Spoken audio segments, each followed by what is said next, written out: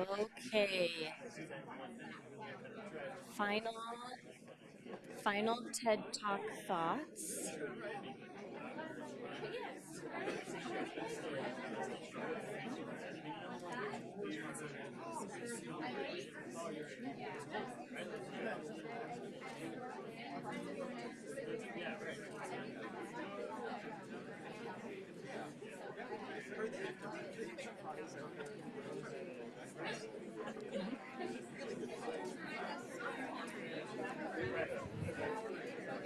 Okay, I'm going to start bringing people back together.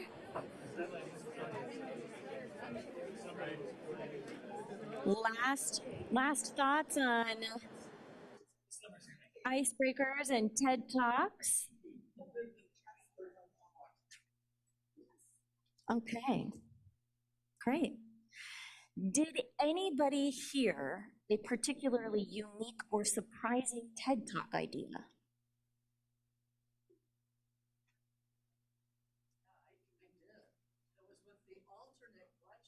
Oh, yes. Yeah. Oh, okay. That's great. Anybody else? I saw a finger pointed over there. And I saw a couple of head nods. I've already started the finger pointing. So Sean had one that I thought was very good is how to care about people you have not met or don't know. Don't know. I love that. Great. Okay. Good. Well, you will suffer through probably a couple more icebreakers as we continue to get to know each other in future sessions. But in the meantime, I'm going to pass it over to Colleen. She's going to walk you through the charter and purpose of the task force tonight. All right. Thank you, Jesse. So you all applied to serve on the task force, so I assume you've read the charter, half of it. Good, a little portion. Okay, we're going to go over just a little bit about why we're here and kind of set the stage, but also this is a great time for you all to ask questions about the role of this group and what we'll do tonight. So we're going to be providing you, as Jesse mentioned, over the next couple of meetings, what's the current state? What's the problem that we're hoping to solve? We're going to look at revenue options. Right now, our list of potential revenue options is somewhere around 40. Thinking about how we might want to narrow that down from staff. Everything takes time, and so we'd like to have those requests come through this group so we're all aware of what requests are made versus you sort of reaching out individually and maybe we're all kind of running after the same kind of information. Any questions about these council rules, expectations for behavior, anything like that? There may be a quiz, maybe meeting 3 or so. Okay. So we are going to do an activity. I know you all don't, maybe not all know each other, but we have to elect a chair and a vice chair. That's part of this work. So part of the process here would be to ask if anybody would like to nominate another member to potentially be the chair or vice chair, or if someone is actually interested in serving as the chair. And I'm going to give you about 1 minute of awkward silence to think about a nominee among this group, or if you yourself would like to serve as chair. Scott? I'd like to nominate Beth Vargas Duncan. Okay.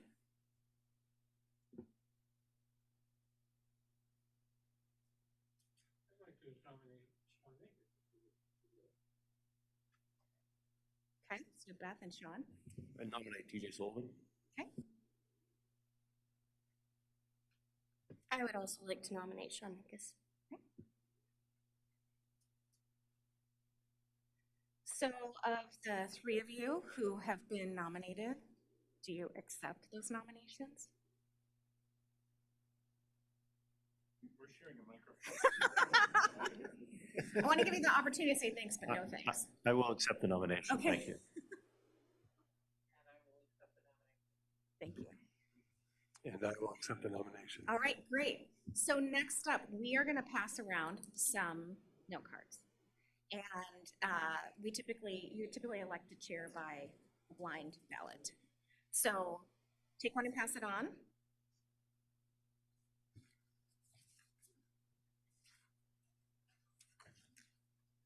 And please note who you would like to vote for as the chair, and then we'll tally the votes. And this is where we really need some hold music.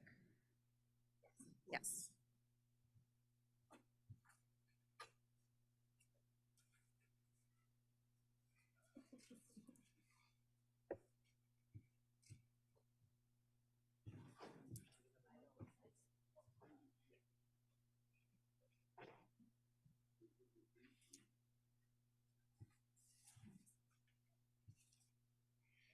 We'll start by just nominating the chair.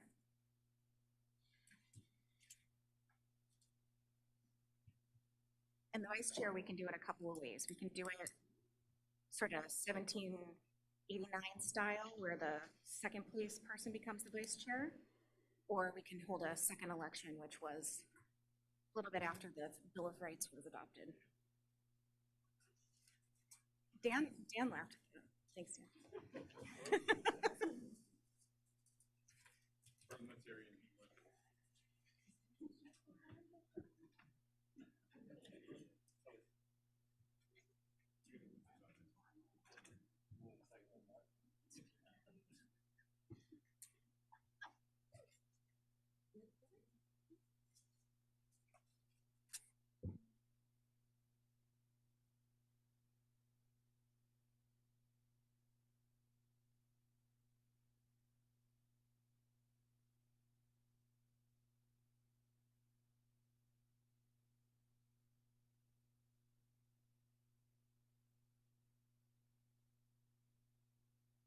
That could be a fun way to elect a chair.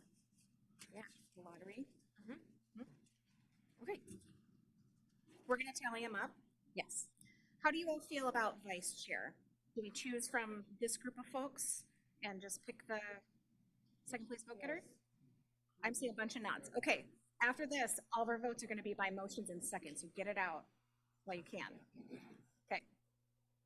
Just give Jesse a minute. You're welcome to talk about TED Talks.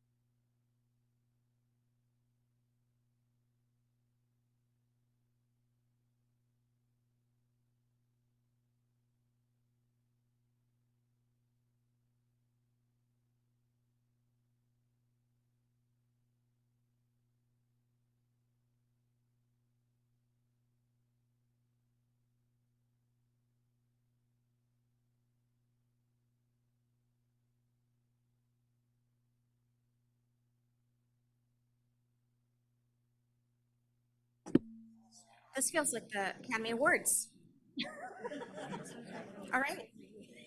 So we have our chair, Sean. Do you accept?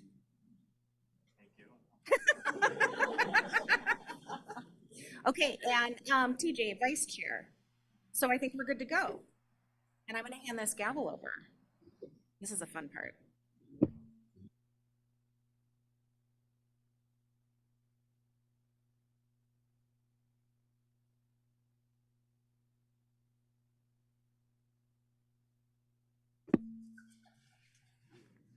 Okay, so because we do not expect chairs and vice chairs to be pros, and because we are huge governance nerds, we are going to set up a follow-up meeting just to talk a little bit more about what the roles and responsibilities of both of these roles look like, expectations, again, give folks an opportunity to ask any kind of questions. And just do a good old-fashioned onboarding. Never met an onboarding that I didn't like. So we will get in touch with those folks, and so we'll get everybody underway ahead of next meeting. So, as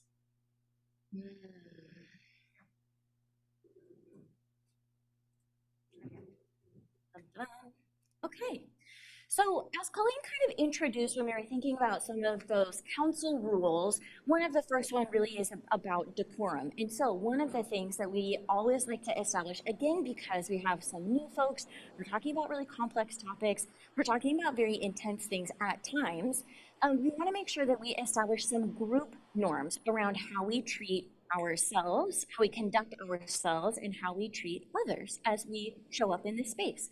So these are typically things that are agreed upon as a group. Again, they really help surface a common understanding of what does respect look like, what does kindness look like, what does kind of consideration look like, what does it look like when we show up, when we need to talk about challenging things, when people have difference of opinions, because just because we disagree doesn't mean that we can't move forward when we are thinking about how to build some of these recommendations and ultimately come up with a proposal.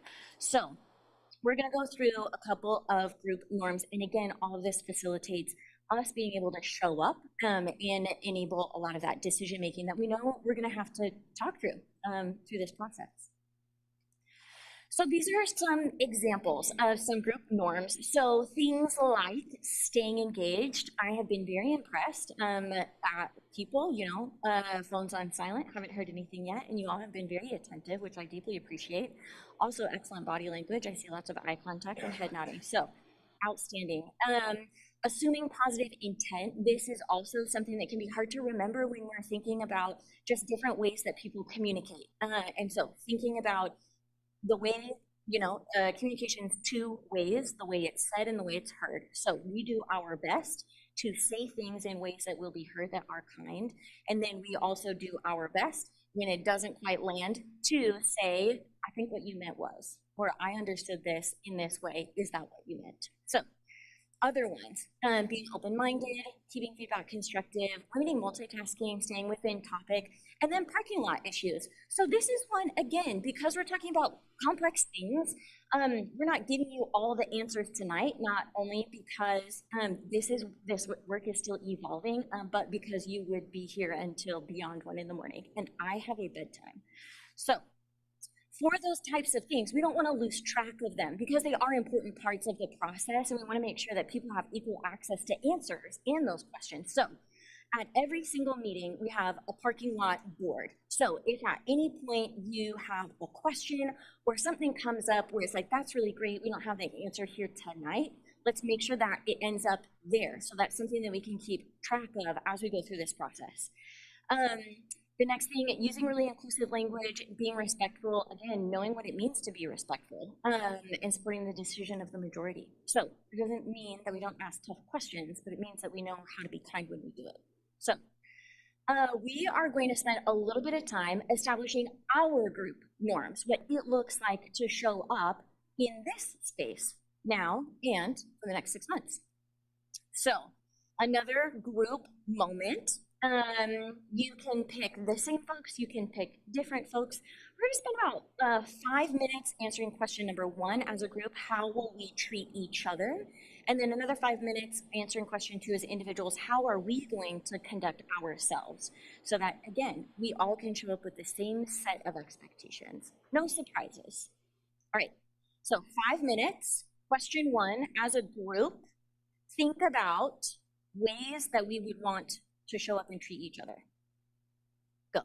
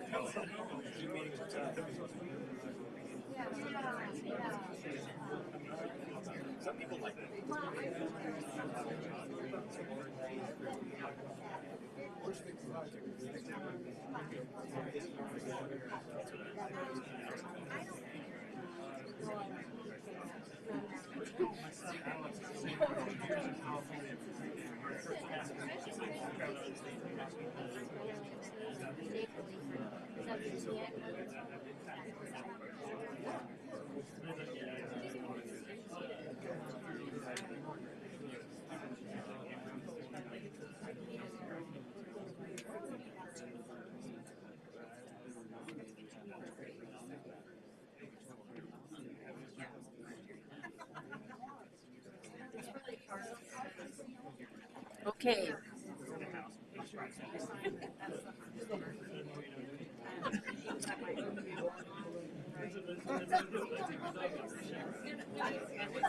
All righty. Bringing us back together.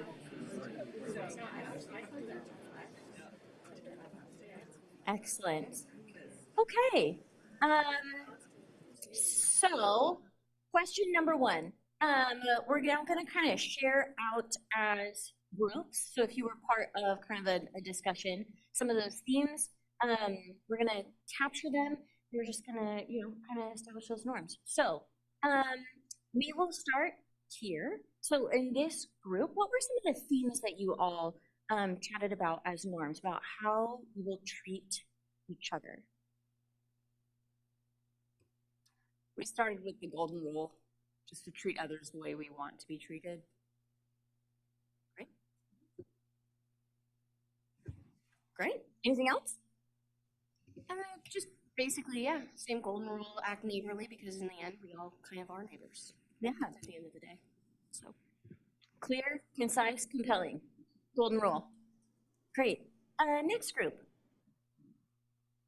We went back to the old adage that everything we need to know we learned in kindergarten. And treating others is a bottom line issue. Yeah. Yeah. Looking around, I think it comes naturally to most people in this room. Right. To add to that slightly, there may be points in time where we're in opposition over ideas, and to really reflect on the need to be gracious and understanding of opposition. Great. Okay, next group. So I think a lot of what we talked about has already been expressed. And one thing we talked about was, even though someone might have a different idea, a different view, being open to hearing that and asking questions if you need to hear it and not automatically set up walls and turn it down. That's great feedback. Asking questions.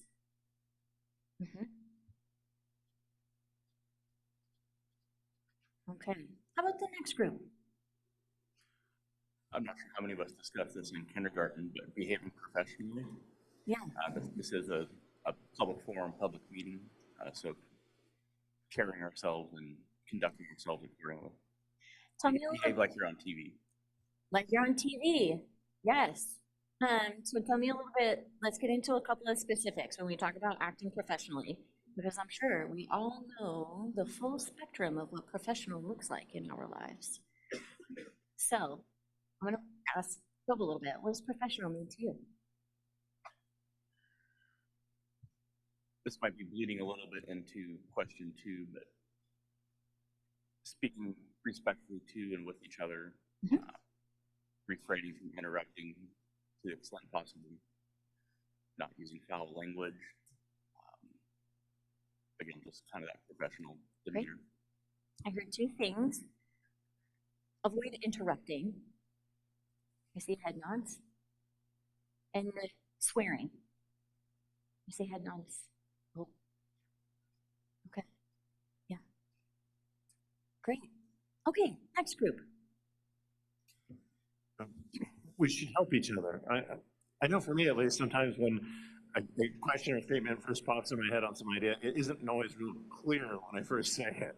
And helping each other be clear, especially our communications with staff and others, is something that'll actually, even if we're on opposite sides of the subject, if we help each other be clear, we'll all work a lot more efficiently together. So, and the other one was be formal, Be formal. Yeah. which kind of works with be professional. I'm not sure what the difference between those two things are. So. Yeah, that's great. And I like that you brought that up because so many times we let the fear of making sure that we say it exactly like how we mean it, sometimes doesn't ever get us to the point of just saying it. And so where we can create a little bit of space for one another to sometimes say like, I have this idea, it's not fully baked, but hang with me, right? And then going back to, in what ways could we ask questions to say, did you mean this? Does that include this? What did you think about this? Yeah, that's great. Okay, next group. My friend Lee wrote down assume positive intent. Yeah, That's a good one. outstanding. And be open-minded. Mm-hmm. Great. Next group. A lot of the same ideas, but respect, number one, treating people. One of mine was separate people from ideas and viewpoints. So just because I don't agree with you does not make you a bad person and does not make us, arch nemesis or something like that. So I think those folks. Okay. Like that. Separate the idea from the person. Mm-hmm. Great. All right. Take us away. It did. Everything that's been said. Same. Same thing. Great. Okay. So hearing kind of the themes that were discussed amongst groups and what has been shared so far, is there anything that you all feel like is missing? So I'm just going to go back to some of anything else that we want to make sure that we include as some of our norms that we are holding ourselves accountable to when we show up in this space and how we how we conduct ourselves and how we treat others.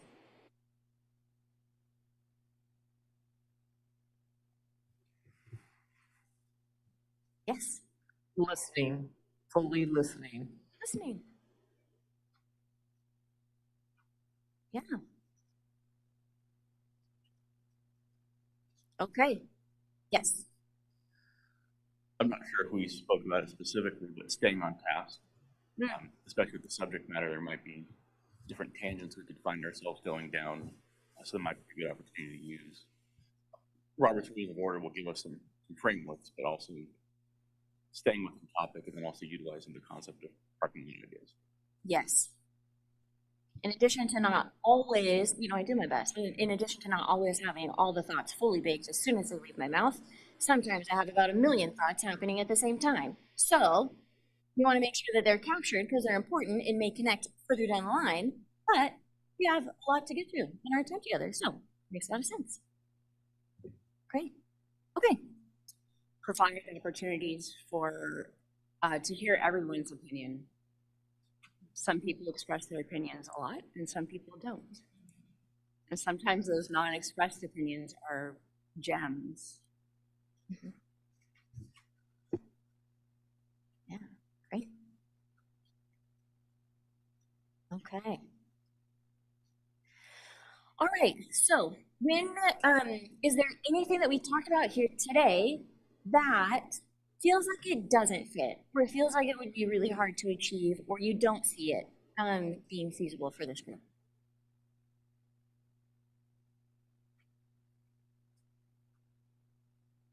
I see head shakes. Okay, great. Alrighty, so we are going to take all of our beautiful written group norms. We're going to print them out. You will have those available to you alongside kind of your cheat sheet for Robert's rules. And then hand in hand, these will really work together again to help us make sure that everybody has the same set of expectations for how we show up in this space. Okay, so next up, just going to run you through a little bit of the timeline for the task force and what you all can expect over this next little bit of time. And before we go through that, I did remember that we do need to announce the actual numbers around the chair and vice chair elections. So, Sean, congratulations. You won by a whopping 10 votes. You have been elected chair. And TJ, you were elected as vice chair by 9 votes, 9 note cards, which is 9 votes. And Beth, you came in at 8. So, congratulations, everybody. Very close voting. Okay, so timeline.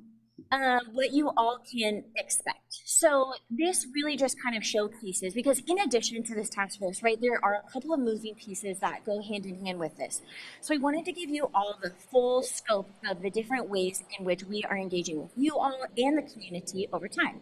So over kind of up at the top, up at the top, we have the outline of all of our task force meetings and kind of the theme for each one of them. So the meeting that we're having today, right, we are really looking at a lot of the focus for our time together is education, logistics, getting a lot of these things ironed out in terms of the chair, vice chair, rules, group norms. And then we're going to go into a little bit of the context and the background, how we got here, some of the preliminary options that we are exploring that have surfaced thus far.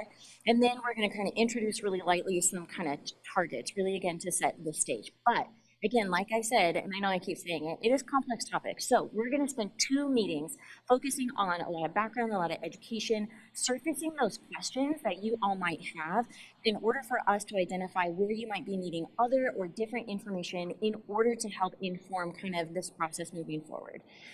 Then throughout all of this, on the bottom, you will see that we have a couple of different ways that we are also engaging with the community. So we are doing a series of focus groups.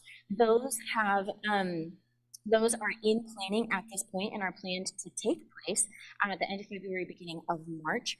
The feedback from the focus groups is going to feed into a statistically relevant community survey. And so that also is another way that we are engaging the community in providing feedback. And then we are also hosting some town halls towards the middle of April. So like Colleen said at the beginning, we encourage you to talk about your time here, to talk about what we discussed, to surface those questions, to hear with kind of your peers and other people that you chat with. We encourage you to show up at the town halls. And in order, again, to make sure that we are being really transparent with the information that we're talking about, that we get the questions again in order to help you all have the best set of information to work with. So throughout those community engagement processes, we're going to kind of bring all of those insights back to this group to share with you all. Again, so we have what we talk about here today. We're going to bring feedback that we hear from focus groups, from the community survey, from those town halls. And so you will see that evolution of our time together really start with kind of that education and deliberation, and then we'll start to build some recommendations, identify some options. We're refining some numbers and some targets and some scenarios. And then ultimately that will lead us to July, where we will present the recommendation from the task force to City Council. Throughout all of this, you can join us the second meeting of the month, where we will be giving an update to Council on our progress.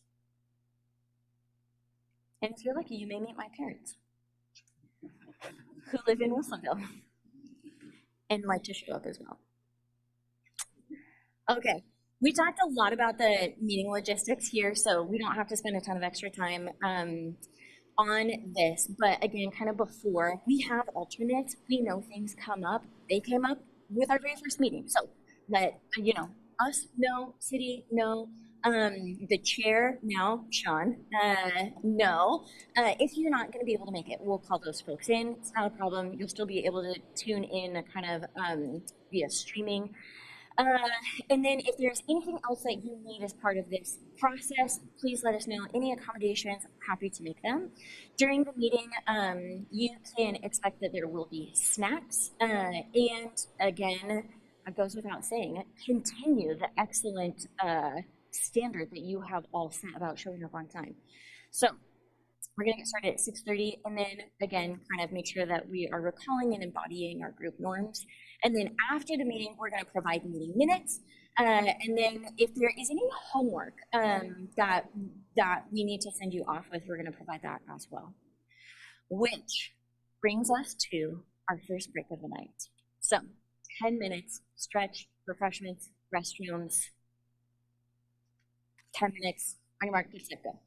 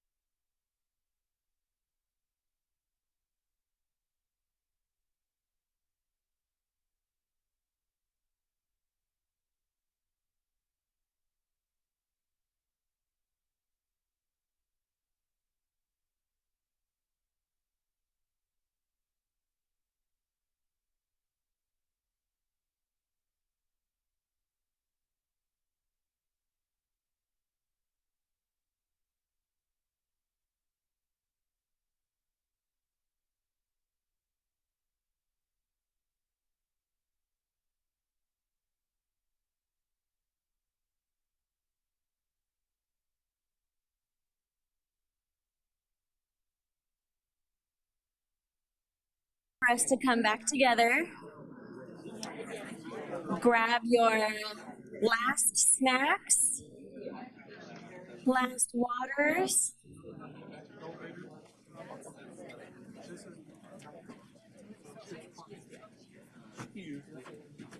last cool breeze from outside.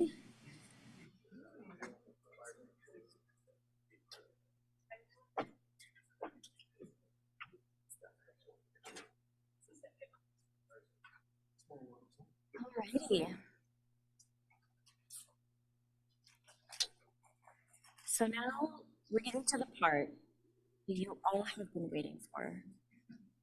How we got here. I'm just kidding. I knew that all of you were very excited for the icebreaker, obviously. So this is going to sound very, very familiar.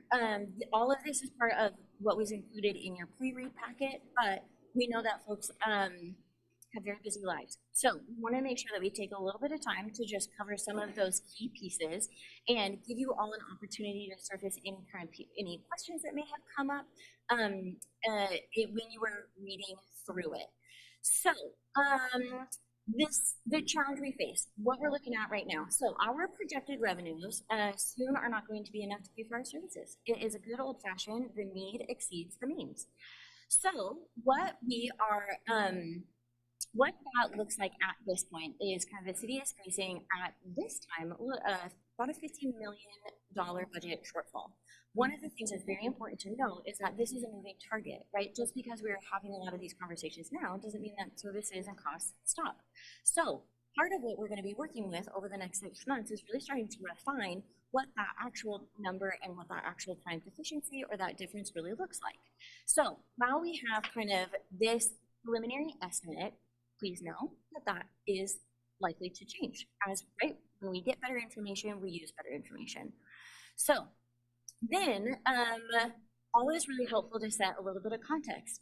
What does $50 million really look like? It looks like, black and white on the page, but what that looks like in terms of city services, we provided two kind of examples for you, really to, again, to help kind of sink in and understand and conceptualize the amounts of money that we're talking about and how they kind of connect to city services. So in the examples, $50 million for the bargain price of $50 million, you can get 65 police officers, about 20% right now of the PD workforce, and 6 fire stations at about $2.5 million each. Or you could get all park maintenance and all library services. So again, providing some of these examples to help contextualize what are these dollar amounts that we're talking about, what does it kind of look like, and how does that really show up in the services that the city provides. So these are obviously not comprehensive, nor are they exhaustive. So again, just to give you a little bit of an idea. So our work, which you have all applied to do, which you are in it now. So what we are all working to do is figure out how we can overcome and think about other revenue options, other revenue streams in order to kind of supplement a lot of this shortfall that we are experiencing. So I'm going to pause there. Yeah. I'm going to first turn it over to the city. Josh Edelstein is here for a reason. Josh, is there anything else that you would like to add in terms of context before we have our first question?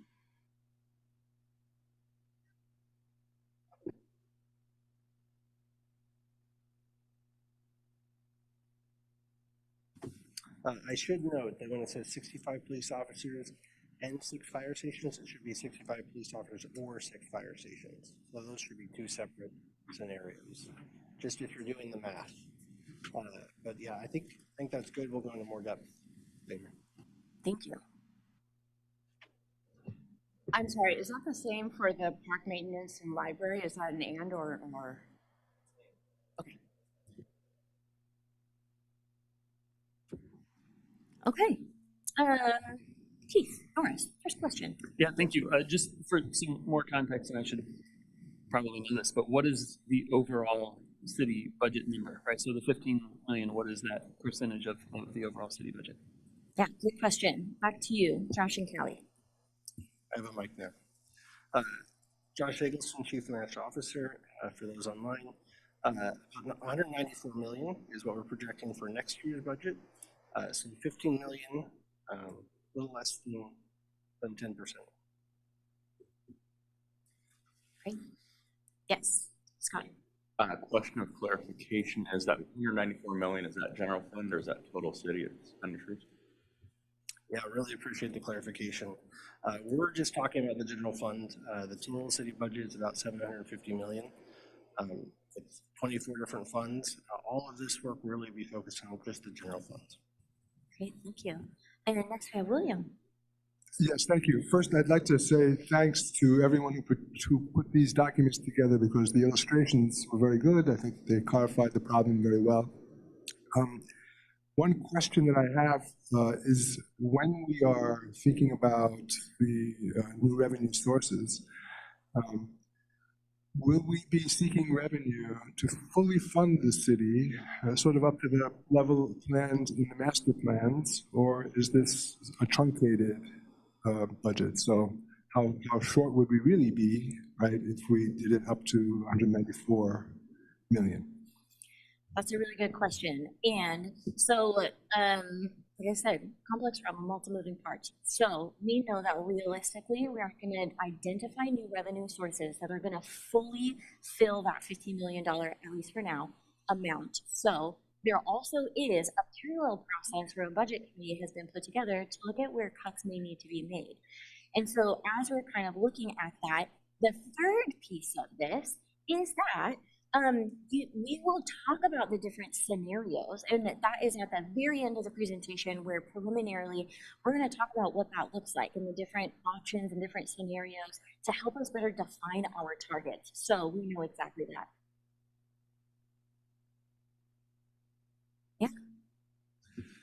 I know that our homework said that we started having this problem in '97 with the passage of the two measures. And somehow we've been sort of deferring stuff and carrying on. I think we have a really good idea of what we're talking about cutting now because we heard it from the city council as we were talking about perhaps having the wage tax. But what have we done since '97 to put off this day of reckoning? I don't think you can answer it here, but it would be really helpful to know what, besides the current cuts, have been done, because I know that we've deferred extreme cuts to the library, and they're kind of at the last resort now, but I'd like to hear what else we've done. Yeah, that sounds like a really good parking lot. Background and context about other things that have happened in the past. Okay. These are great questions. Yeah. Not to take us too far down that rabbit hole, but what other revenue sources are general fund revenue currently? Yeah, Josh, would you like to field that one? Yeah, I'll name a few, but that's definitely something we can get back to you. And you can actually find it on the city webpage in the adopted budget. But the biggest one is property taxes, followed quickly by franchise fees, city operation fees, program revenue, court fines. There's probably about 100 different lines there. But those are some of the major ones. Yeah, TJ. Budget, of course, our job is not to be figuring out what to cut or when to cut or having that discussion with that alternate revenues. But I am curious on the budget projections, are they based on flat budget or are they based on historical performance of our budget? So our budget is up, our budget increases go out. So is it based on historical or is it flat? Yeah. Josh, back to you. So it's going to be a combination of that. So each year the city produces a 5-year financial forecast, which we just presented to the budget committee on January 10th. We'll make sure you guys get the link to the document and the meeting. It could be some really interesting context. So we base it on current staffing. So what I would call as a status quo budget, but it's not flat. So we include all known cost assumptions for wages, public employee retirement system, health benefits, all those various costs, even down to fuel projections, things like that, which go into that 5-year forecast and really help us figure out what the challenges of the future. And I will say it's not a crystal ball. It's not exact. Forecast is good as a tool to project what might come up, what might happen. But there's going to be variances. Things are going to come in differently. Great. Yes. Perhaps this is a parking lot question, but is there a possibility of any legislative concepts going in through the regular legislative session that starts next week that might help us as a task force as we look through the next several meetings? Yeah, that might actually, I'm going to direct that over to Keith.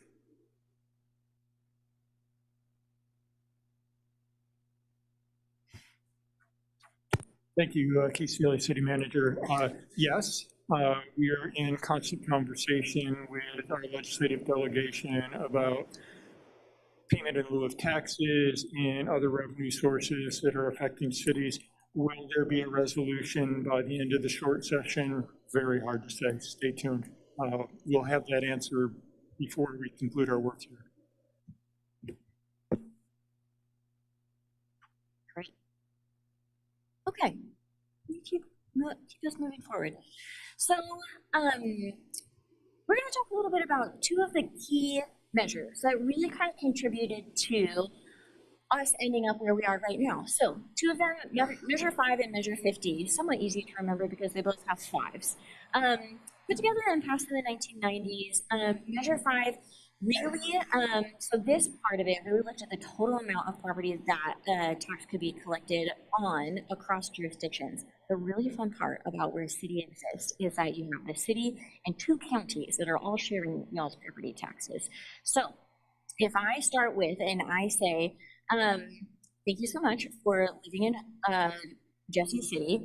I am now going to take $100, and then Colleen comes in with another jurisdiction. I now only have $50, and Colleen gets $50 in order to provide all of the city services. So really, really tough because you are spreading out what's getting collected from property taxes across a couple of different jurisdictions, right? So the second one is measure 50. So number one, we have kind of the max amount of property taxes that are able to be collected, and those get dispersed. And then measure 50 restricted the property tax rates to what they were in 1997. So I don't know about you, but I can't buy anything at 1997 prices. So we're experiencing a little bit of challenge here when we are thinking about how the cost of things have increased kind of since 97 in those times. And then the other thing that happened is it created this assessed value. So this isn't based off of your property value, it is assessed value, which is not always reflective or accurate. So you have this kind of artificially depressed assessment that again kind of limits how much money can be collected from property taxes. And then the third for the hat trick is it limited the minimum annual growth to 3% annually.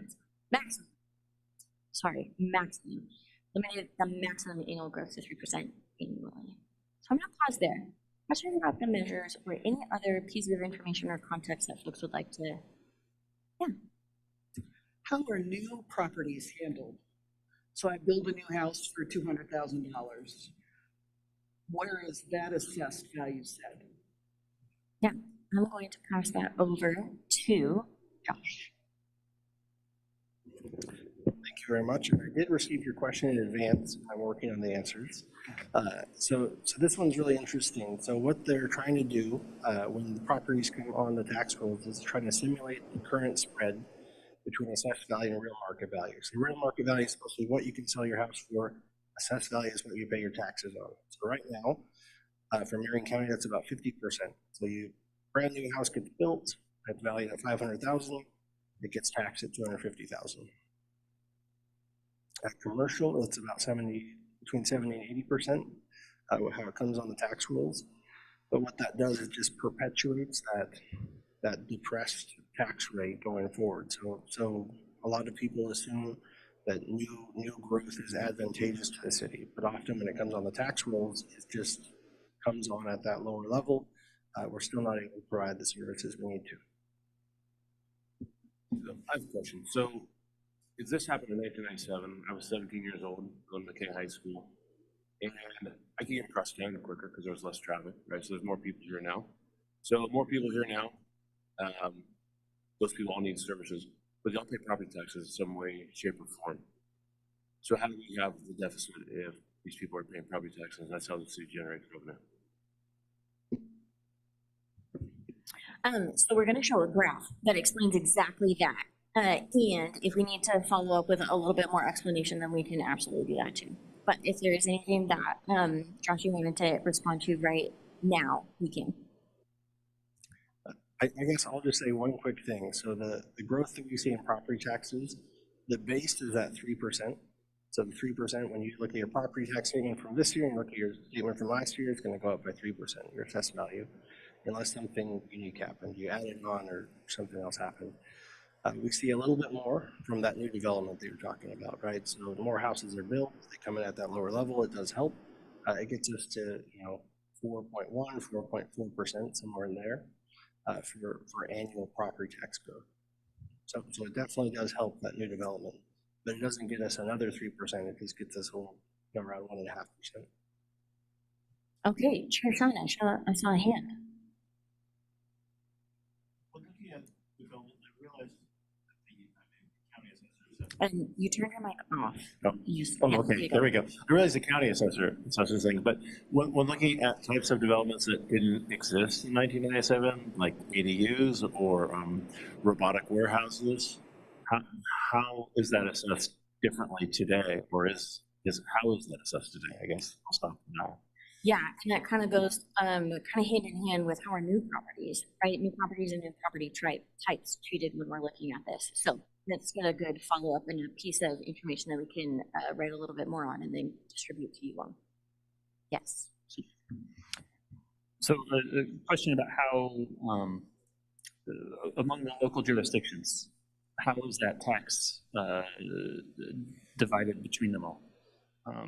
If one of those raises the taxes, or I guess they're limited in their ability to raise a tax. So is it set at whatever proportions it was in 1997, the allocation of the property tax among the various local jurisdictions? If a new local jurisdiction is created, how does that cut into it? So I will say it gets complicated really quickly, definitely in places where new districts are formed. For Salem, we have the added complexity that we have Polk County and Marion County. So in Polk County, there's no compression. The limitations don't apply because the tax rates are all less than the $10 per thousand limit.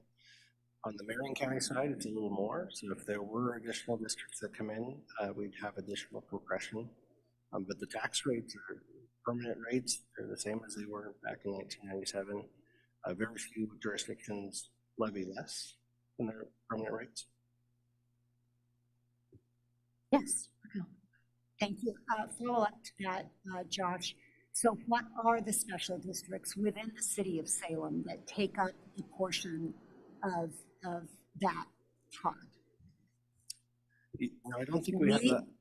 Do we have that on this slide? We have a couple of them. So we have the city of Salem, Marion and Polk County, as well as a Marion County Extension and 4-H Service District, to name a few. To name a few, so is that everybody? That's not all of them. There's certain special lighting districts you might be a part of. There's also the regional library, the Chemeketa Cooperative. There might be the school district. I will say the school and Chemeketa Community College are in a separate limit.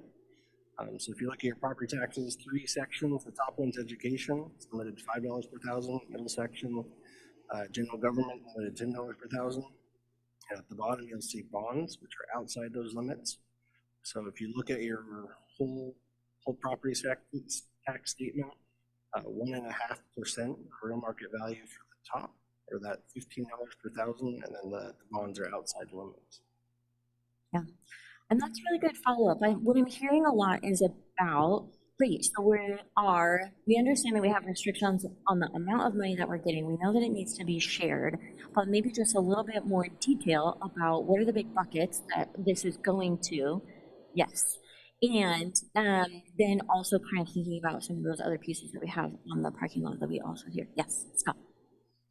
Could somebody speak really quickly to how local option levies factor into that 3% annual maximum growth? Yes. Josh, would you like to answer that one as well? We also have a slide on some of the options that, the revenue options that we can explore.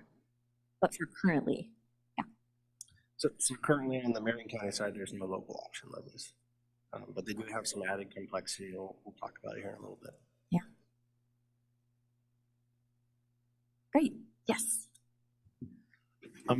Has the city, this might be a question for most Adams folks, but has the city ever conducted a study on the expenses that, the city's expenses going to each parcel, and then the amount of tax revenue generated from it to determine a return on investment on a personal or per acre basis?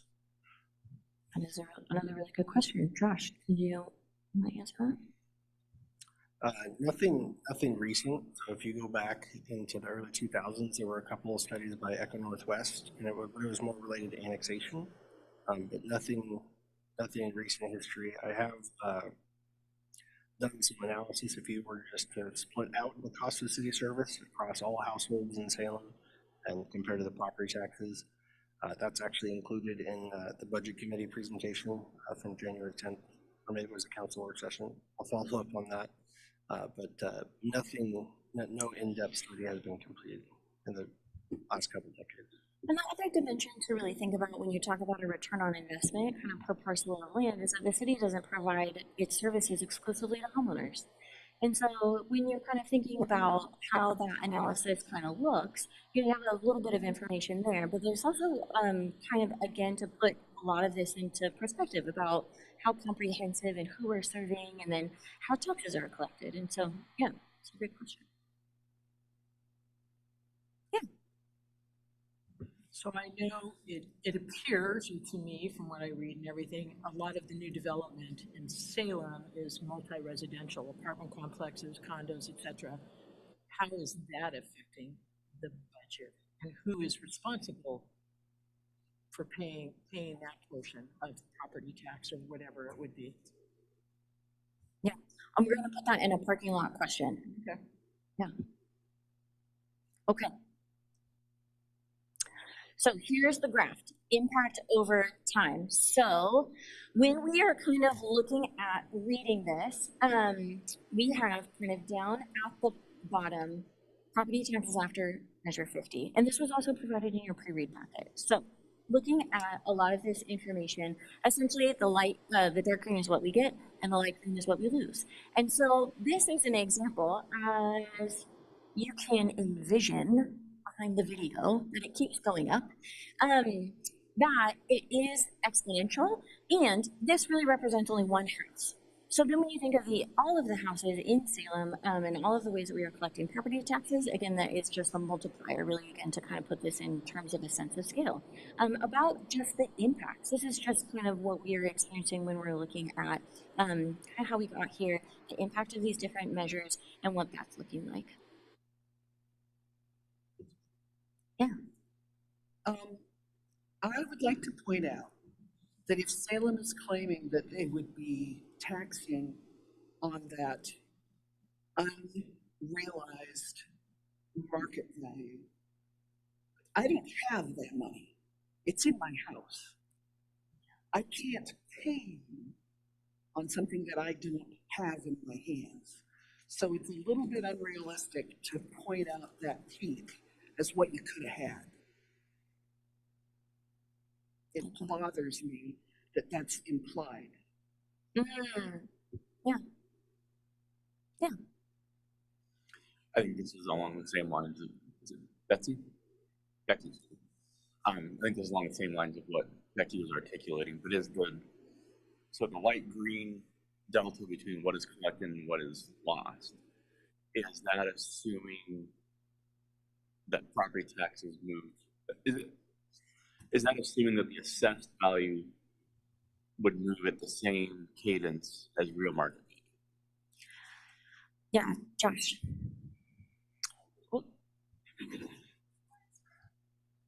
It's a really good question. I feel like this is a little disconnected from the property tax system that was in existence prior to measures 5 and 50. So it's really just an illustrated purpose of, with the city's current permanent rate, property taxes that could have been realized. What really would have happened is that the city would set a property tax levy based on its current needs. So likely it would be much more steady than that, because the real market value, the assessed value, would be adjusted every year by the assessor. You'd say, hey, we need X million dollars to fund the city. That would create a levy rate that you give to the county, and then you get the property taxes back. So this is just really for illustrative purposes of, for a house with the current permanent rate, that lost potential. It is potential. I don't think it's a reality, and we didn't mean to imply that. Yeah, and so this is helpful, again, really to also illustrate kind of the diversity of how we are reading and digesting the information when we're thinking about needing to communicate this in other ways. Because another way also to think about this is, we are not working with what I affectionately call Jeff Bezos money, which is the light green. We are working with the dark green money. And so in terms of thinking about where we are and kind of what we are able to use, you know, if we had Jeff Bezos money, which is light green, great. We don't. We have dark green money. So that just really kind of illustrates the difference of what we aren't able to work with kind of based on a lot of these measures. But so that extra perspective is incredibly helpful. Yeah. So we're spending a lot of time talking about property taxes. Josh, of the 194, I guess $179 million of revenue for the general fund budget next year, how much of that is generated by property taxes? You listed off a number of line items that are bringing in revenue. What proportion is the property tax? It's about 50%. Yes. So on that note, to follow up, I'd like a breakdown of all the other revenue sources into the general fund and their percentages, and more detail about how those are fed and enforced, and when were they audited?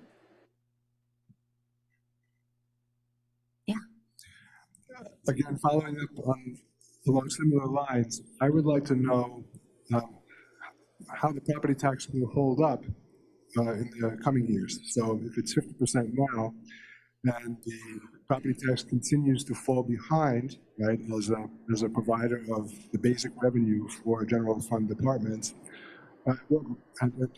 how fast will it fall? How far will it fall? That has to be taken into account, I imagine, when you're doing your budgeting, so we need to know that. Yeah, that's a great point. That's part of the magic that happens with forecasts, and really identifying those assumptions and then working them into the targets and playing the what I've done. Yeah, good point. Yeah, Vice Chair TJ. At the risk of having something thrown at me, I also would like to have information on how many urban renewal districts we have open, what impact that has on the general fund, and if they were closed, what that would mean in terms of dollars back into the general fund. Great. I am also going to refresh. We get the benefit of not thinking about cuts or reductions in this meeting, and in the task force, we're looking at revenue options. And so what are the different ways, what are the different levers that we can think about, that we can get creative around, that we need to understand a little bit more about when we're thinking about, okay, here is the generating part, and then there's a whole other committee also that's focused on the reduction side as well. Yeah, okay, yes. I'm not sure if this has been discussed with any of the revenue sources, but this also subtracts from assistance with properties and any kind of low income resources or something like that that might affect that that what we're seeing in this graph. If I may clarify, you mean like property tax abatements where they can have an exemption from property taxes? Sort of like that, yes. Okay. Yeah. Great. Okay, so we already touched on this. Congratulations. You identified why we're talking about property taxes. So right at the top, property taxes comprise the lion's share of how general fund services are funded. So one of the things that we're going to follow up on is what are the other ways in which general fund services are funded? And we can absolutely provide that for you. So because it comprises the lion's share, that really is kind of why we're talking a lot about property taxes in this conversation for right now, and why you'll see in some of the options for generating revenue, why there is also kind of an orientation towards looking at different ways that we can look at property taxes in the future. So then, in addition to a lot of other things. So we're talking about property taxes because they comprise, again, the majority of how general fund services are funded. And we have, thanks to Measure 5 and 50, some restrictions on how much we're able to collect. And because we exist in partnership with a lot of other districts, we get to share all of those across jurisdictions. So then we kind of enter into a situation which is not unfamiliar. When we have new taxes that could be proposed, they're really tough, right? You know, Becky made a really great point. I don't have that like Jeff Bezos money. It's in my house.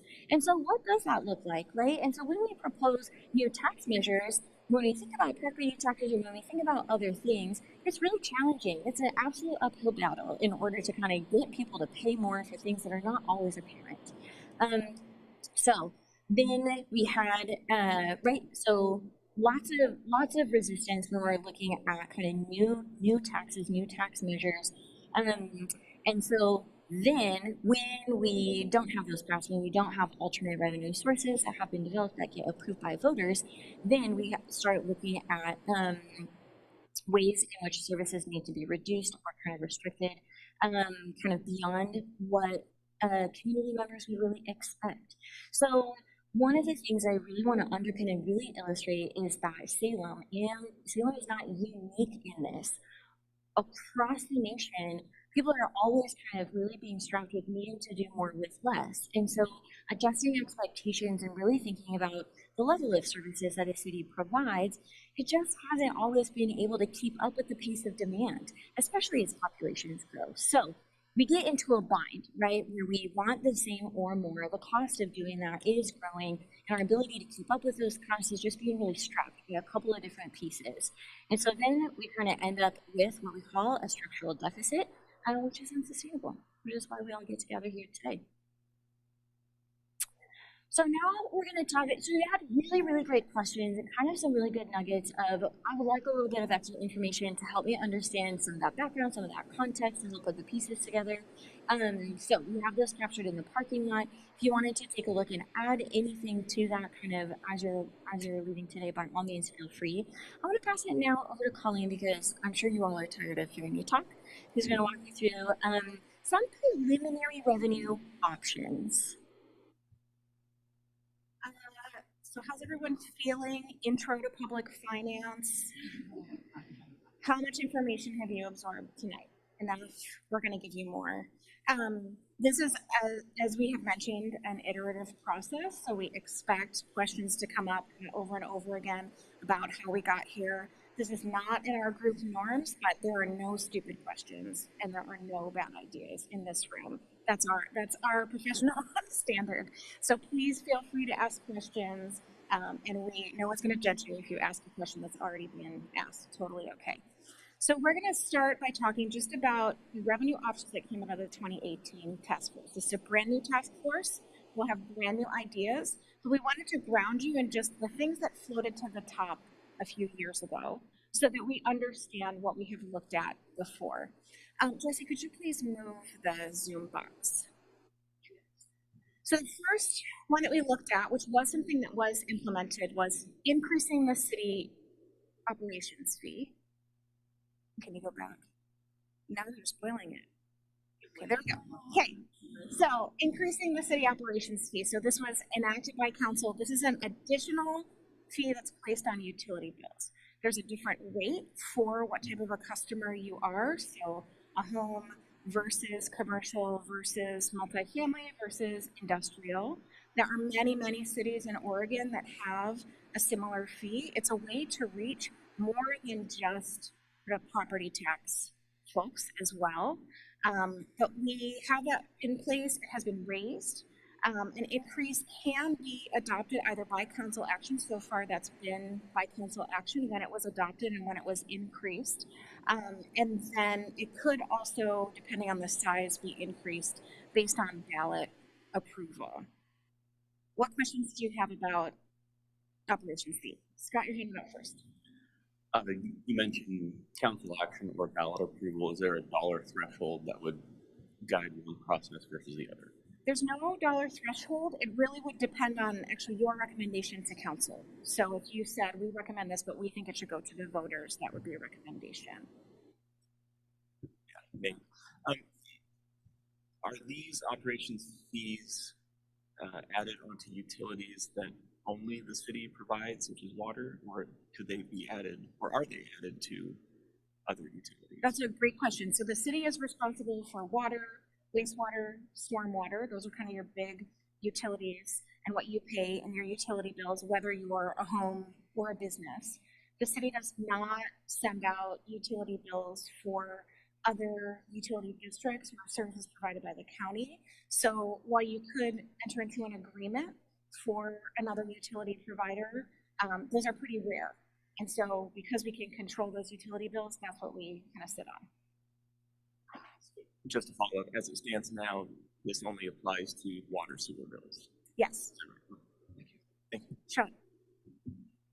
It's my understanding the current operation fees are based on a per meter charge. Is it possible to charge operation fees that are something other than per meter, like per gallon of water or other units? Josh, do you want to cover that? So it's currently structured by account classification, and that's just a data set we have available in our utility billing software. The one exception is multifamily that's charged by unit. So for multifamily buildings, we have unit counts, so it's split out by units. We could charge it in lots of different ways. There's a couple concerns there. One, we would need some kind of sustainable data set. Uh, it has to make sense, right? So water usage doesn't necessarily translate to your use of other city services. And then also it can't look like a property tax. So if it looks like a property tax, if it's based on square footage, if it's based on building size, it would fall under, hey, it's a property tax and it falls under the same limitations we just talked about. Is there any way to make it so that it doesn't get added to the poorer people, but does get added to the richer people? So there are certainly mechanisms. One that's in place is we have a utility rate relief program. So if you're senior, disabled, and low income, so senior or disabled and low income, you can apply for that bill and you don't pay the city operations fee. As far as anything more than that, it gets really challenging, but that's the current mechanism we have in place. Yes, of course, Josh. If memory serves me, and it may not be serving me, didn't we go through an exercise of accounting for not only low income, but some other, we had some other parameters around that too, to provide relief to those who were a little bit more challenged with payments? Or am I thinking about something else? No, I think this falls into the same category. So it's that if you're a senior or disabled and low income, you can qualify for the utility rate relief program. And Raquel, you're referring to, you served on this task force. Yes. Yes, I did have the honor of serving on that task force, and it was a very good discussion. And isn't that funny? I came away with a different impression. But good work, regardless. I will point out that we do have a different rate for multifamily versus single-family residential. One challenge we do have with multifamily is that generally the account holder is the company that owns the building, so they don't qualify for utility rate relief. That's one limitation of the current program. And this is a really great illustrative discussion as we go through potential revenue options. Equity is really something that we want to consider in terms of progressive or regressive potential options. So if something is regressive, then it hits folks who are lower income at a higher impact than folks who are higher income. And if it's progressive, it's kind of the opposite. That's something that we will wrestle with as we go through this process. Beth? I just want to add, in my experience, the city benefited from having a stable revenue source too. If we tie it, make it more progressive and tie it to usage, for example, then that's not as predictable of a revenue stream for the city. So that may be obvious, but I just wanted to share that. Yeah, that's a great point. Okay, we'll move on to local option levies. There were a couple of questions about levies before. So this increases property taxes. It is temporary. It has to be done by ballot approval. There are lots of local option levies across the state of Oregon for special purpose districts. So think about a regional fire authority, a library district, a park district, for counties, for cities, for schools, right? They're all over the place. You can you can establish a levy. It is limited to 5 years, and then it has to be renewed every 5 years to maintain those levels. However, there's a huge amount of risk of what we mentioned just a minute ago around what we call compression. So there's only so much because of Measure 5 that any single property can be taxed. And that is, everyone's grabbing at that. Everyone's grabbing at what's left in that piece of compression. So if, for example, the city were to pass a local option levy, there may be some properties that are already at their maximum. There may be some that can continue to be taxed. And so it's not going to necessarily recover what we might project in an environment where we don't have Measure 5. Questions about levies? Okay. So given that we've got this limit of $10 for every $1,000 of assessed value, can levies only raise the amount of money that's left within that $10 that's not already being taxed? Does that question make sense? Josh, can you? Yeah, I appreciate the question, and it's a little complex because it's interesting. You're taxed on your assessed value, but the limits are on your real market value. So, Jesse, if you want to go back to that slide where we have the one property example.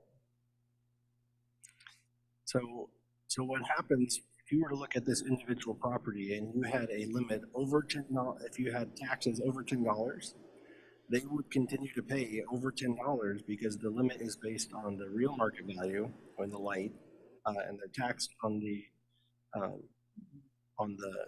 assessed value in the blue.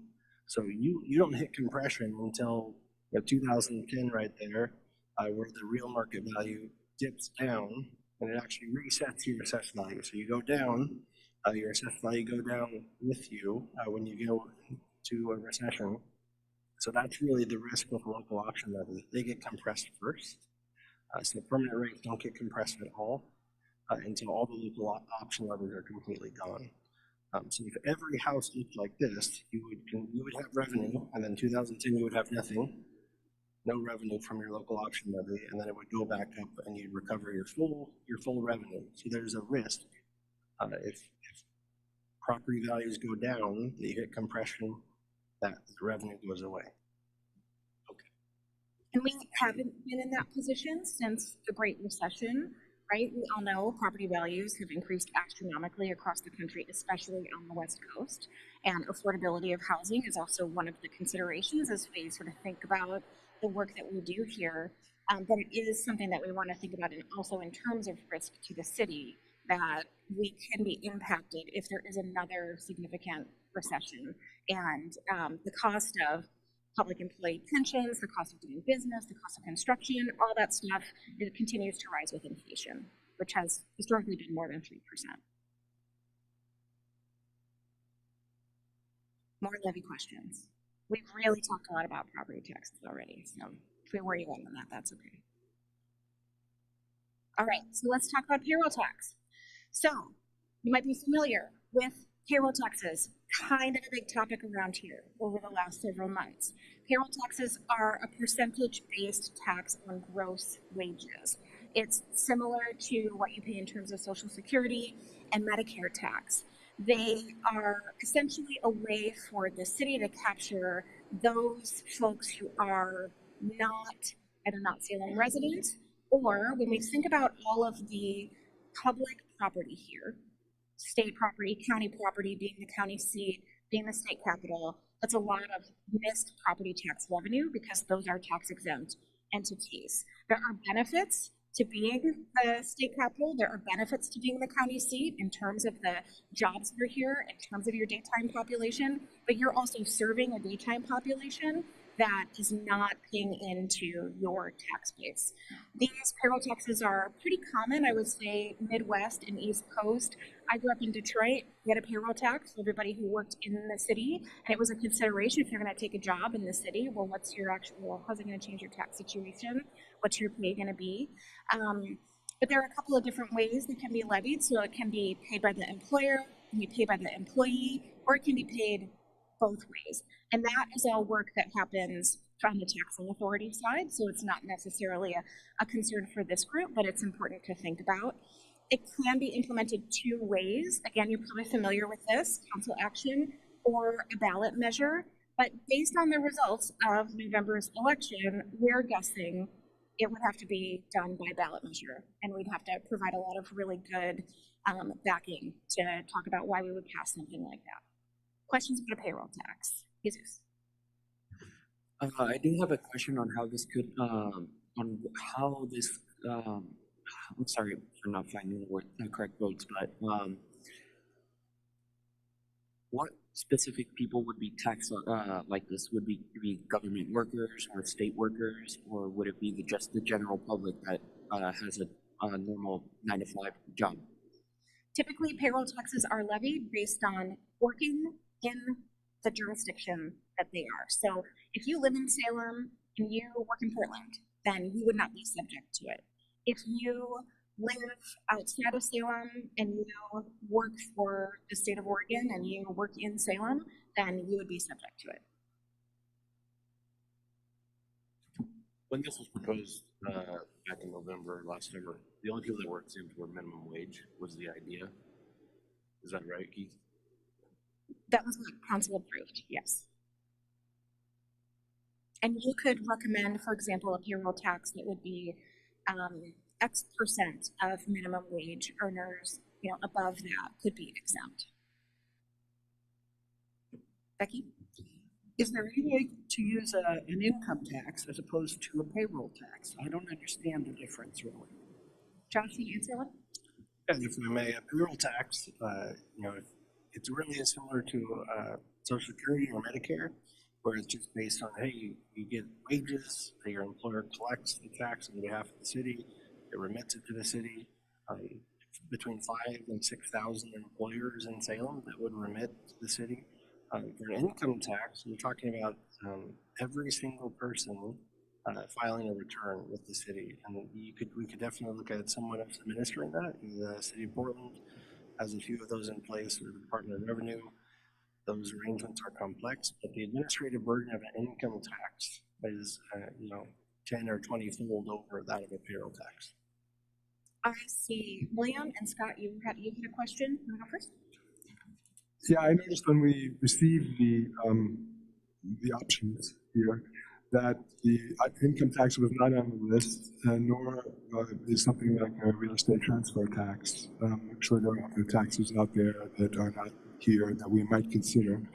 So I'm just trying to clarify. So we're not restricted to what you've listed here. No. We can explore other avenues that are fundamentally different than what's been explored before. Yes, and you will. So these are the examples. These are the 3 options that floated to the top in the last task force. We have a list of, right now, it's at 38 and counting. We looked back at the last 10 to 15 years in every single local government, so special purpose districts, counties, and cities in Oregon, what has been attempted, what has been passed. We'll be giving you that big list, pros and cons and considerations over the next several meetings. It's just to kind of seed the discussion and get some questions out. Scott? My question's been answered. Thank you. Great. TJ? So, one other option I want to make sure we don't lose it. I want to make sure it's feasible. But 6,000 people did vote and say that they would pay the payroll tax and they were in favor of it. There's nothing that's stopping them from writing a check right now and mailing it into the city for whatever their portion would have been. Correct? The city can accept donations, yes. So, would you just mail it with your water bill? Would they know what to do with it? How would it get into the city general fund if you? Yeah, we definitely do accept donations. If you do send it with your utility bill, I would make a note in the subject line. Right general fund, because the utility fund might take it. Yeah, that's $2.8 million of revenue, potential revenues. Anybody else? Scott? I don't want to start a discussion on this topic right now, so let's put this in a parking lot. But further in-depth exploration of potential reimbursements from other governments for services the city is providing. Yeah, absolutely. State, federal, county. Yeah. And as Keith mentioned, that's absolutely a topic of conversation. There's a certain amount that may not be within this group's control, but even understanding what you could all advocate for is a tremendous amount of power. Going to the legislature and governor and asking for that, absolutely. Okay? That. You mentioned we would be receiving all of the previously explored or considered options. Could we receive a full, complete list up front so that we could have an opportunity to guide that discussion and choose a little bit? Yeah, we will provide that as pre-reading. Absolutely. Yes. I would personally like that before the next meeting so that I would have time to take that in and make considerations. Yeah, and if I could go back to our timeline, it's going to take a second.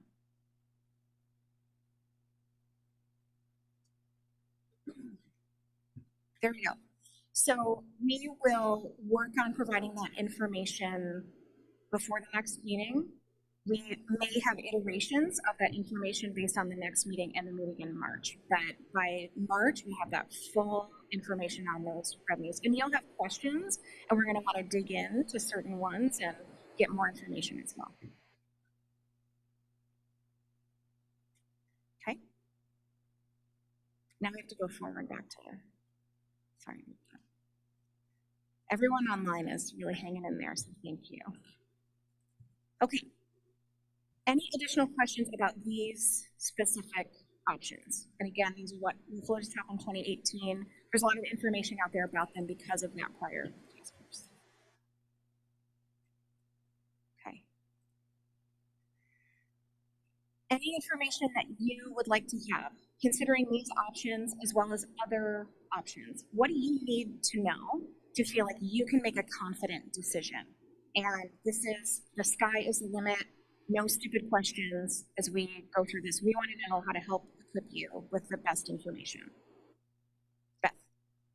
So I don't mean to monopolize this, but I spent a lot of time, I think the group should know, I was the revenue and franchise administrator for the city for 6 years, the first person to hold that position. So I remember the notebook on my shelf with all the options of different taxes. So that's why I wanted a little information. But to me, what I think we need to know is taxes do two things, or streams of revenue. One, it provides revenue for the city to give us the services we want. It also can help change behavior to something that we find more favorable as a community. And I don't see anywhere here where we've talked about perhaps what our value systems are or what we would like to see that social side of the tax that we might consider. So I think that that's an area that maybe folks might want to consider. Mm-hmm. Thank you. That's a great segue to something that I was thinking, and then I remembered that there are no dumb questions. Norm, can we have a short discussion on the potential legal ramifications of this is not a suggestion, this is not a policy statement, sales taxes? I guess maybe I'll start with two questions. Does the city have the authority to levy a flat percentage-based sales tax? My second question then would be, does the city have the authority to levy a sin tax, if you will, whether that's on alcohol, cigarettes,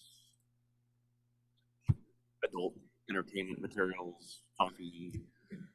We could make a list, probably fill up 5 of those pages.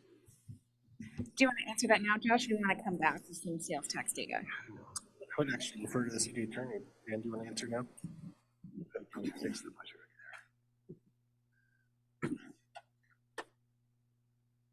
Dan Atchison, city attorney. We will come back with more detailed information. As far as the real estate transfer tax, there is a state statute that prohibits local governments from imposing that. There are restrictions on different types of sin taxes as far as what we can do and how much, such as the gas tax. I wouldn't necessarily call that a sin tax, but there's limitations under state law about how the city can go about it. And I believe the sales tax would be an option, but we'll provide more information on that.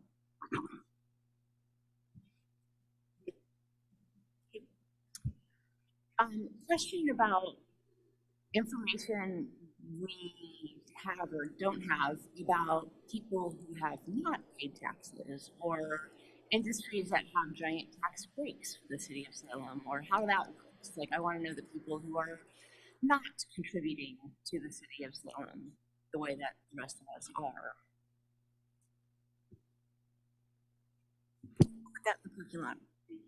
Yep, it's a great question. Raquel. Thank you. So on page 6 of our reading there at the bottom, it refers to the COVID assistance dollars that came through the last biennium. Could the city provide, or so were there new services funded through that COVID assistance, brand new services, or did the money go to existing programs, and can we have a breakdown of what that looks like? So the short answer to that is yes and yes. So a significant proportion of the city's homelessness response is one-time dollars from the state as well as one-time dollars from ARPA and CARES funds from federal government.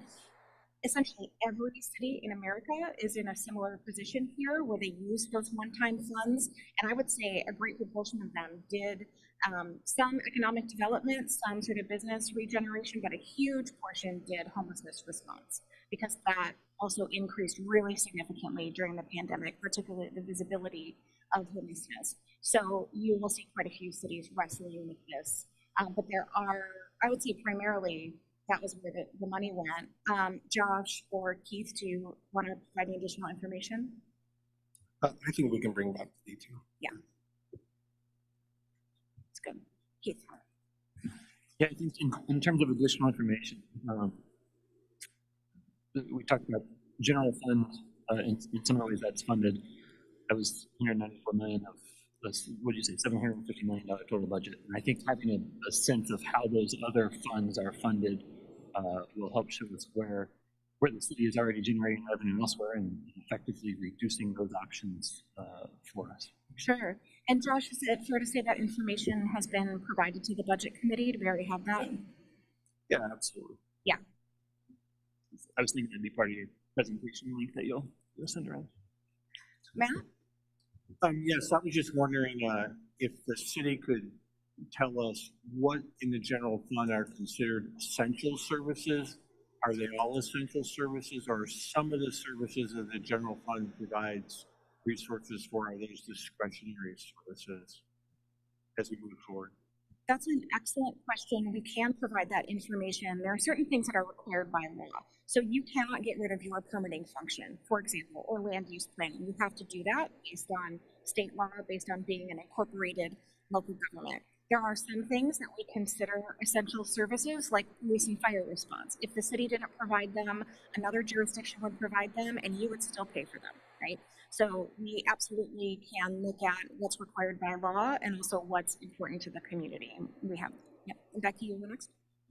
I would like to see clearly defined the point in this process where somebody, probably not us, chooses how much money to take from our sources of revenue and how much cuts to make to the government, because I think we need to try to stay out of that, even though we all want to go there. And we all want to weigh in on the priorities, but I don't think, and correct me if I'm wrong, I don't think that's what we're supposed to do. Yeah, that's mostly the job of the budget committee. You actually have a really incredible practice in place where you have a citizen budget committee that deliberates every year and provides recommendations to council on the budget. Not many cities have as robust of a process as you do. So that annual priority setting process happens. You also update your strategic plan about once every 5 years, and that involves a lot of community engagement. So we have a lot of information from the strategic planning process, from your annual community survey, from the budget committee to be able to inform that. And part of our work will be making sure that we're in communication with the budget committee, making sure that we're getting information from them and giving it to you, and vice versa. So that will be also part of its iterative process. Thank you. Just a couple of things that I would love to see, not tonight, but just at later meetings. Returning to operations fees, we'd love to know what the typical residential or industrial or commercial customer already pays in operations fees. And then also regarding levies to raise money, I appreciate the graph that you showed us to kind of illustrate compression, but I would love to see that if you have proposals for levies that might go to voters, if you could provide the data visualizations such as line graphs to help us kind of better understand it, that would be helpful. Yeah, it's a great suggestion. Thank you. Kathy. I just want to go back to what Beth said and kind of what Becky was picking up on priorities. I think one of the areas of priorities that we should be looking at is the concept of who's going to pay, right? Nobody wants to pay, and some of these options will get eliminated if it's from a group that we all decide shouldn't pay. And so that seems like something we should discuss is what our priorities are about who should pay and maybe at what level, because 38 in 6 meetings is a lot of things to talk about. And it just seems to me like it would help if we had a decision matrix, right? I think that's a really good point, and thinking about the scope of your work. So thinking about each option, who it applies to, that will all be in the information, as well as what are things that we want to consider for each one. And so how viable is this? Kind of how long would it last? You also are welcome to make a recommendation that while you're not necessarily considering priorities in the way of the budget committee, you could say, we recommend a public safety tax, right? So those are things that you can recommend to council. All that information will go to council with whatever you end up choosing. So I'm a bit discomforted by the inability to actually understand the scale of the revenues that we are expected to find. Because if we're going to be debating what our priorities are and, which particular units we might want to do X or Y for, that seems to be assuming that we have essentially surrendered on the idea of fully funding the city to meet the city's needs going forward in the future. If we're just going to patch together a $15 million deficit for next year or the year after, and then 5 years later the deficit is $100 million again, then we haven't really solved anything, right? Despite the good work that our colleagues are doing on the other committee. So I guess, when I'm thinking about us doing here in this revenue task force is to thinking about how we can find revenue for this city to provide the highest quality of life going forward at the levels that the elected people have already selected, but we can't get to because we don't have the money. So how do we get there? And so I'm not quite sure. I feel like there's some hesitation about what our actual task is here. And so I'm not sure how we're going to resolve it. So I really appreciate you saying that, and every option will have what's the potential magnitude of this option, and this committee can recommend a certain proportion, right? You can recommend medium-term revenues. Ultimately, as it says in the charter, we're looking for sustainable, longer-term revenue sources. But we still operate in a world where there is a structural deficit for basically every local government in Oregon. So we cannot promise you're going to be back here in 10, 5 years, right? Hopefully it's a lot longer than that. But that absolutely is something that we have to consider, that without systemic policy change, local governments are still back on their heels. At last Monday's council meeting, the Salem Kaiser superintendent gave a very similar presentation, right? We are stuck in a situation where we're not able to cover all of our costs. And so that's something that has to be worked on legislatively that the city can't control. So part of our work is also think about what's within our control. And we may come up with multiple solutions, some short-term, some longer-term. Keith? Yeah, I think some other data that would be interesting for us to think a little bit about the magnitude, right, is some population and economic data for the city. So how much economic activity is happening in Salem? How many people live here? How many households do we have?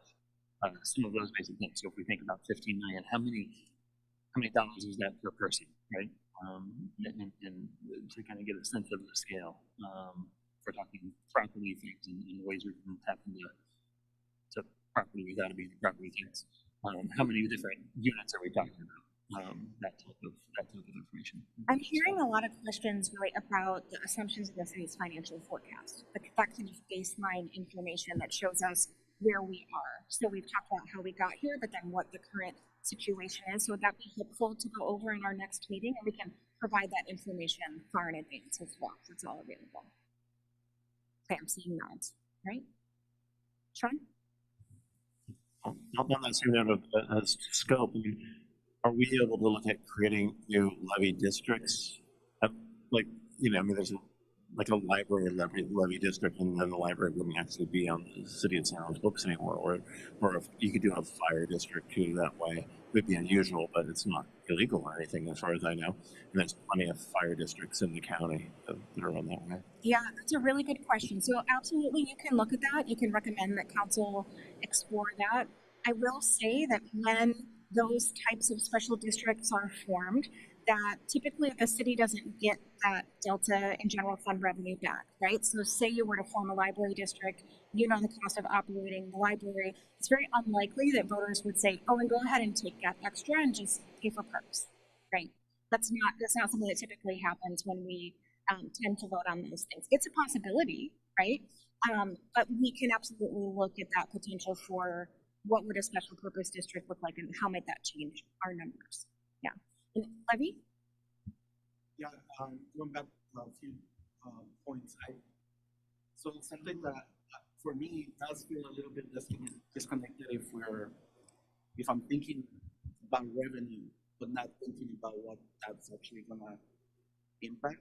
So I know even if it's not our charge to debate it, I'm fine not debating it, but I want to know what's being identified by other folks. Like this is why we're talking about $15 million. Like what does that mean? Because it's gonna look to me at least it's gonna look very different if the number is not gonna get at what I'm hearing out with the families that I'm working with to say this is what we want, but then those $50 million are not going to get what they want. So at least I want to know what those priorities are that somebody else has. So I'm hearing two things from this group. What are the priorities that might be getting discussed by the budget committee and city council, but also what's potentially on the table? So as we had in an earlier slide, this might mean 60 police officers. This might mean all perks maintenance. What does that look like to us? So a very basic breakdown of what is funded by the general fund, what is a required service, and what might be at risk.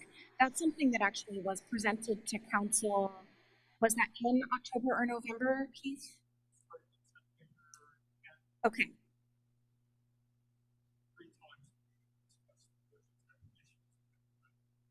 So for those of you online who may not have been able to hear Keith, starting in September, brought forward to council 3 times.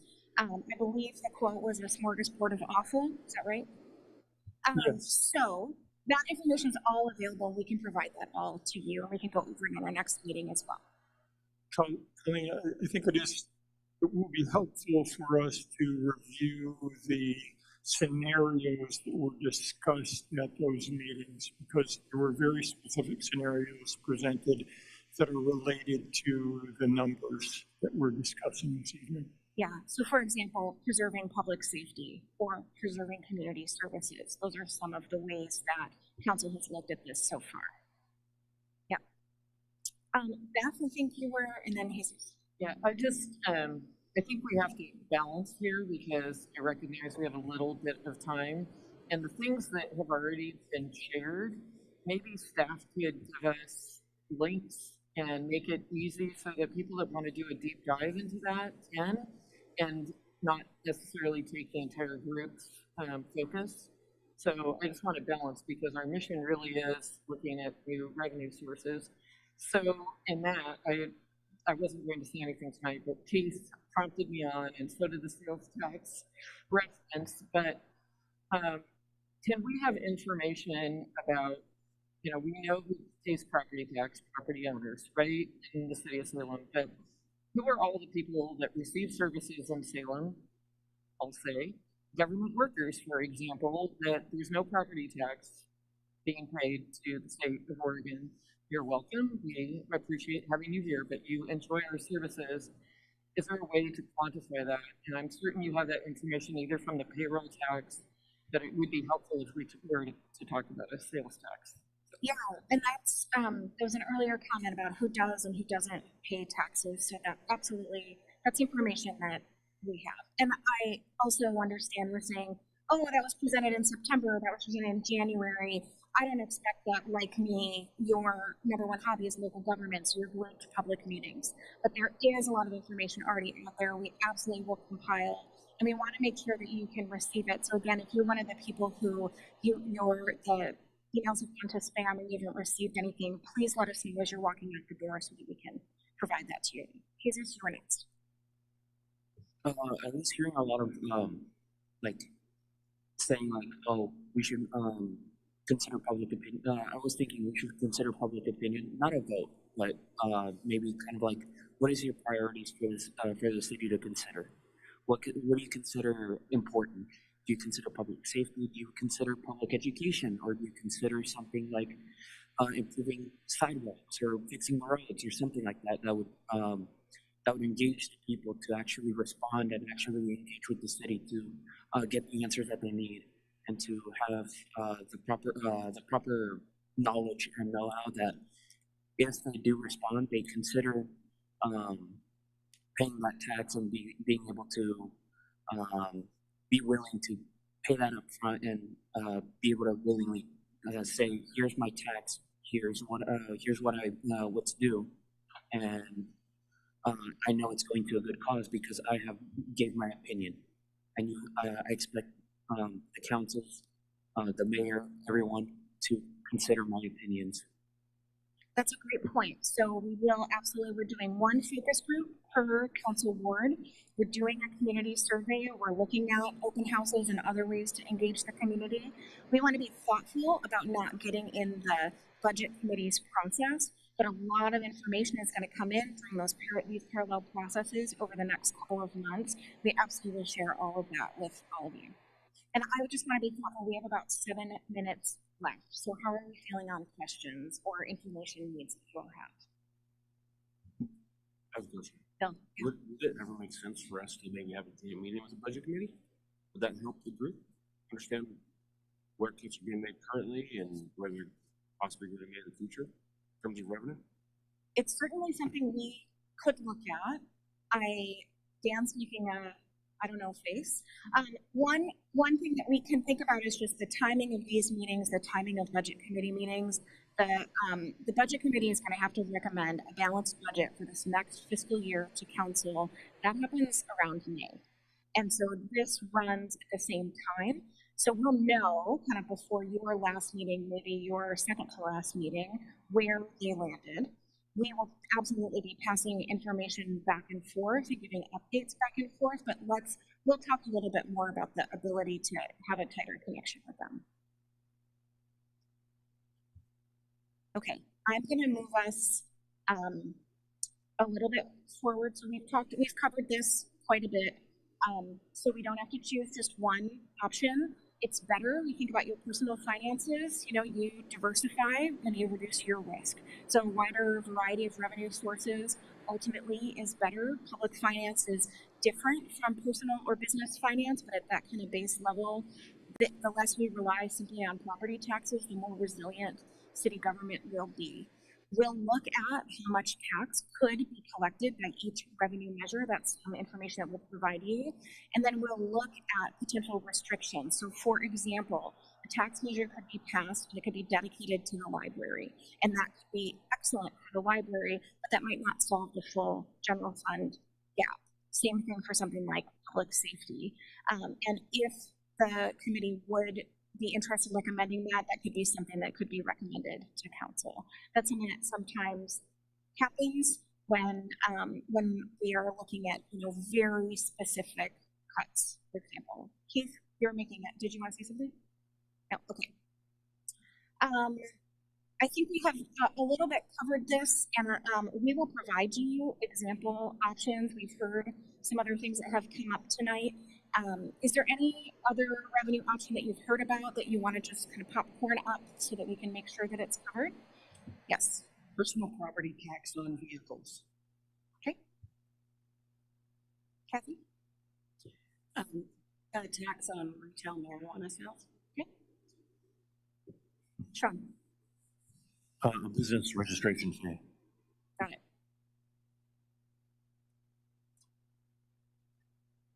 Business registration fee. Yep. Lee, I saw you just about to unmute yourself. What about a toll going over the bridge? I'm linking this to your discussion about behaviors that we might want to change. Also, um, Airbnb taxes, fees. What about tax on better foods like restaurants and 22 square feet? I heard somebody say business registration fee. Would that be separate from the annual Secretary of State fees, or are we talking business license? To me, that's all. That's when we try to do the same thing. Thank you. Sorry. Business license tax. There you go. Okay. Anything else? Rita? Thank you. So these aren't necessarily taxes, but a couple of levers potentially at the state level. It's my understanding, and I do not have the paperwork with me, and I'm just kicking myself, that the city can enter into an agreement with the state for certain services. Yes. And I think that would be interesting to have that statute brought back to us for us to look at. Additionally, a little bit further of an explanation on Matt's question. There is a bill up in the House that will be dropped. Well, it's been dropped for payment in lieu of taxes between the city of Salem and the state for services provided. So I just want to make sure that everybody is aware of that. Thanks. All right. We will still take, if you want to, we'll still, in our next meeting, we're going to provide information, but we'll also take additional ideas. So as we discussed, you can have kind of multiple scenarios to get to where we are. Because the dollar amount is a moving target, we're going to look at, okay, what about our kind of our current level? And then there's an option to add funding for some services that just keeps up with what our population growth has been. And that is some information actually that was presented during the payroll tax discussion last year. So there's a lot of information out there about that. Then there's funding for all services. And then fourth is to continue to run the city sheltering programs, which, as I mentioned, have been paid for primarily with one-time dollars. And that's a big chunk of money.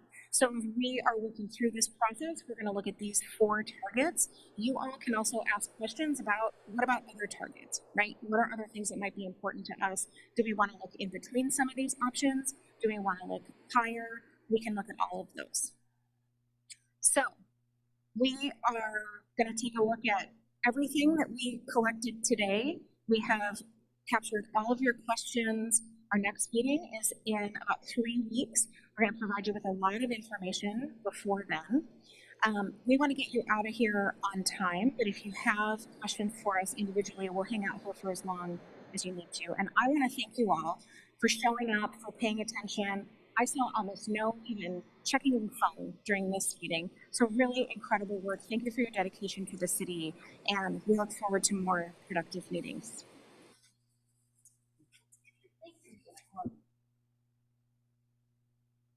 Sean, will you adjourn us, please? Can you bang the gavel? The meeting is adjourned. Thank you.